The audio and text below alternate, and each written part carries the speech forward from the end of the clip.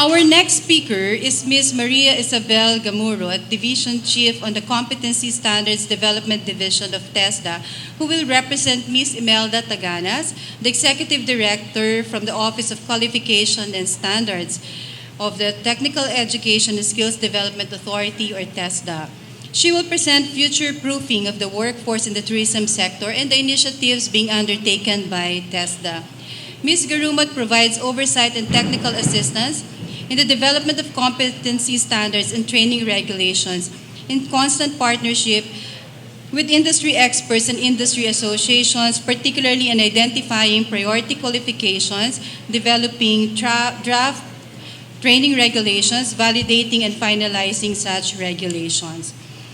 Okay, Ms. Gamurot, please stand up to be recognized. Okay. Good afternoon to everybody. So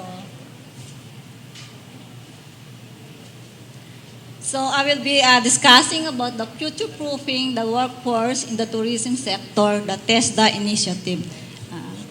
First of all, I would like to acknowledge and extend our gratitude and appreciation for inviting us here in the very informative and productive forum.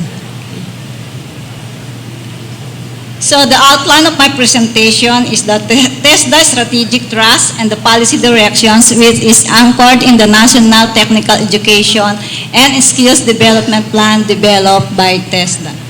And then I also mentioned here goals and strategies in the tourism sector, the TESDA responses and initiatives, and moving forward.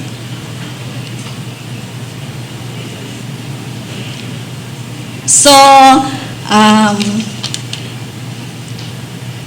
TESDA as the lead Tibet agency or government agency in the Tibet sector, we developed the National Technical Education Skills Development Plan for 2018 to 2022.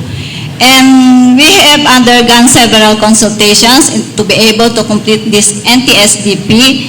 And fortunately, and we are very lucky that our President signed an Executive Order number 83 series of 2019, last June 17, 2019, approving and adopting this NTSDP for 5 years, 2018 to 2022.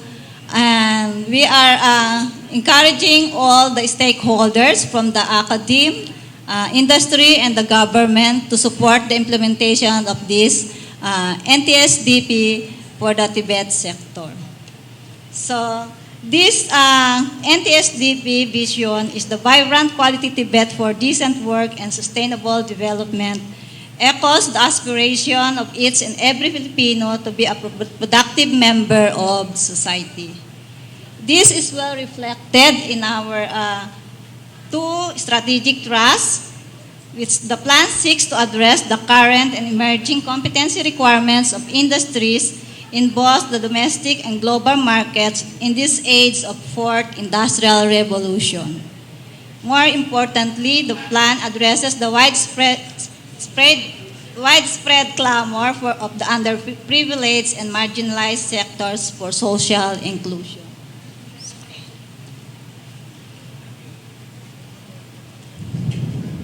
So, if you will notice po sa aming TESDA website, we have these new taglines, the TESDA Abot Lahat.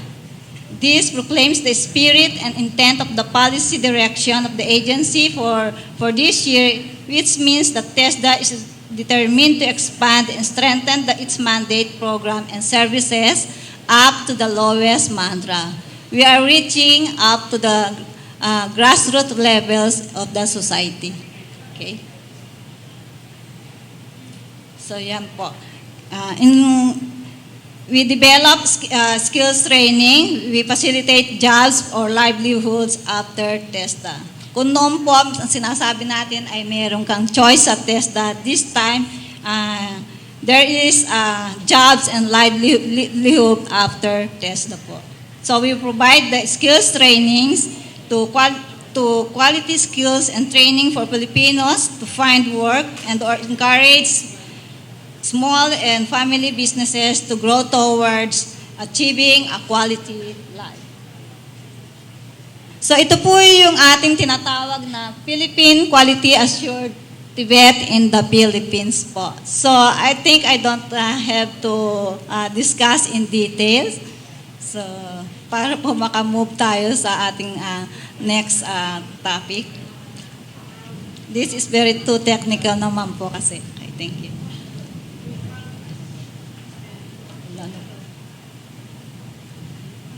So yan po.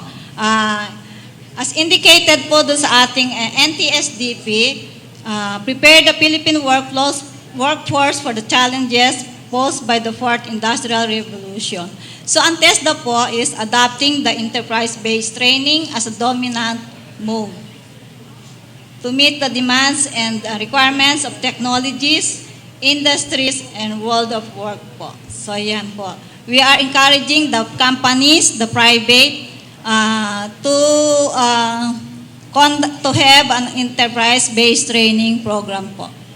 And then another one is to adopt international standards of Tibet. We have to get the synergy of the education sector with the industries towards synchronizing with international standards. Ang TESDA po, we are developing the competency standards or the training regulations which is incomparable or aligned to the international standards.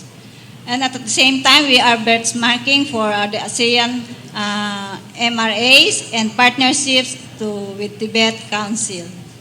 As mentioned earlier po, meron po tayong tinatawag na Philippine Qualifications Framework. We are now in the process of full implementation of the Philippine Qualifications Framework. And we are also envisioning the TESDA to have a polytechnic institutions in the near future or in the future po. So we have also developing higher Tibet qualifications, more technologies and more technicians as we move towards the accreditation of the Dublin or Sydney Accord. And also, as you all know po, very familiar din po siguro yung mga iba nating institutions, we are joining the skills competition in the ASEAN level and the world skills.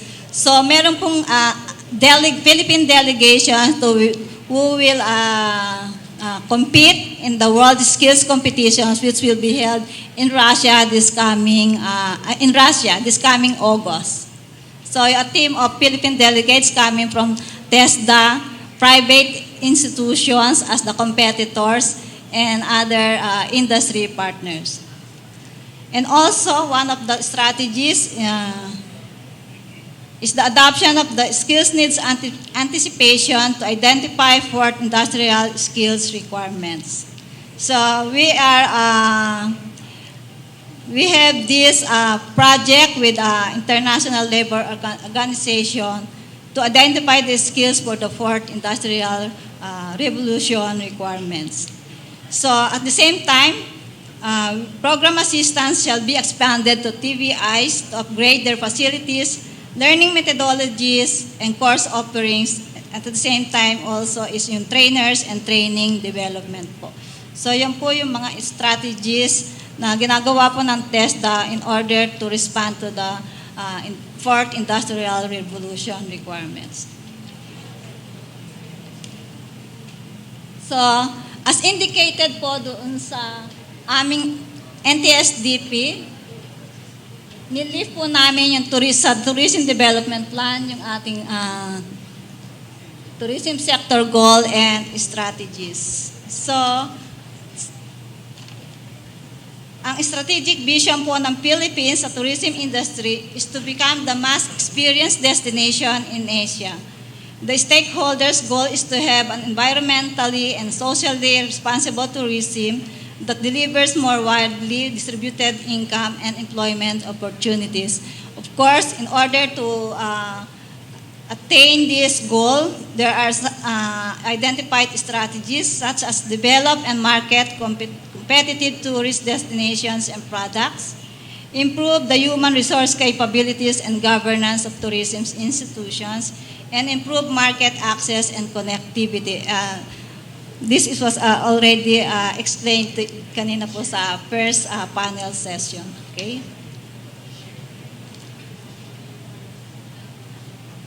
So TESDA responses initiatives. The continued skills development programs for all stakeholders in the tourism industry is necessary to promote market-relevant skills that is globally competitive. So ang TESDA po, as the lead agency in the development of middle-level manpower, we develops and reviews competency standards and training regulations, integrating the 21st century skills and enlightening the ASEAN Common Competency Standards for tourism professionals. So, yun po, yung 21st century skills, as we say, international evidence suggests that emotional skills are increasingly crucial to jobs being created by the global economy, and those who are high in this set of skills tend to have better employment prospects. So, hindi lang po natin sinasabi na technical skills, but there are 4 most desired skills under these 21st century skills, like for example, the creativity, critical thinking, collaboration, and as I had mentioned earlier, yung pong communication skills. So, sa TESDA po, ang ating training regulations or competency standards, we have developed the basic competencies integrating the 21st century skills. So ito po yung mga components ng ating 21st century skills sa training regulations or competency standards. So there are, I think, 9 areas that includes communication, collaboration and teamwork, critical thinking and problem solving, lifelong learning and career skills, learning and innovation, information management, occupational health and safety, environment, literacy, and entrepreneurship. Meaning to say that the curriculum of the TVIs for the Tibet program, they should cover all these basic competencies by level. So we are aligning this for the Tibet sector sa PQF po, yung PQF level 1 to 5. So yun po yung composition ng 21st century skills. So we do also benchmarking and comparability of competency standards and assessment tools with other economies or countries. So for the tourism, siguro po familiar po kayo na tayo po, meron po tayong tinatawag na ASEAN MRA or Mutual Recognition Arrangements for Tourism Professionals.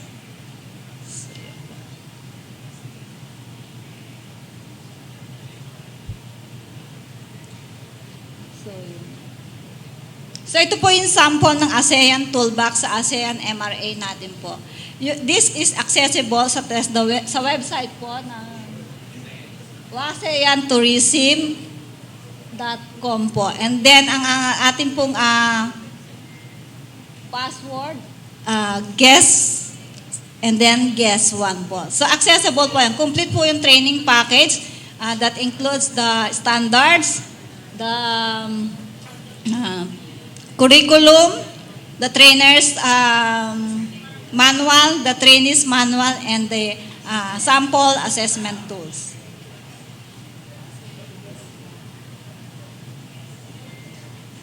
So, ito po yung mga sample na training regulations we have developed in partnership with the Department of Tourism, the industry partners like for example, the PTAA and the PTOA. Meron po tayong sa travel services, tourism promotion services, local guiding services, and recently po is yung tour packaging po. Okay?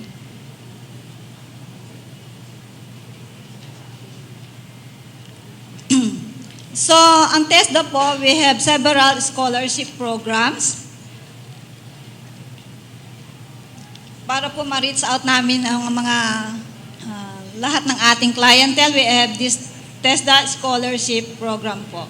So that likewise it addresses poverty reduction through Tibet for global competitiveness and Tibet for job readiness po. So meron po tayong tinatawag na TWSP, PESPA, tulong trabaho, and recently po yung universal access po na in partnership po ito sa CHED. Okay.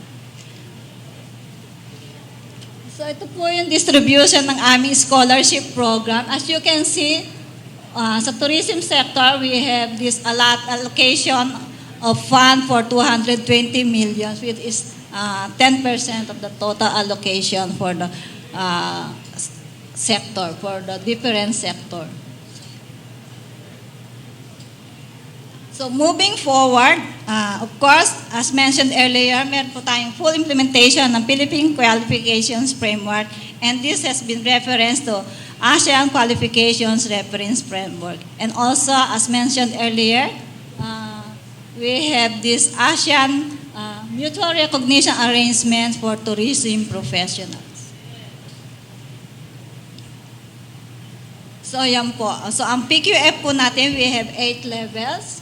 And for the Tibet sector, we have the levels 1 to 5, which is equivalent to National Certificate 1 up to diploma program. So as mentioned earlier ni Ms. Aline,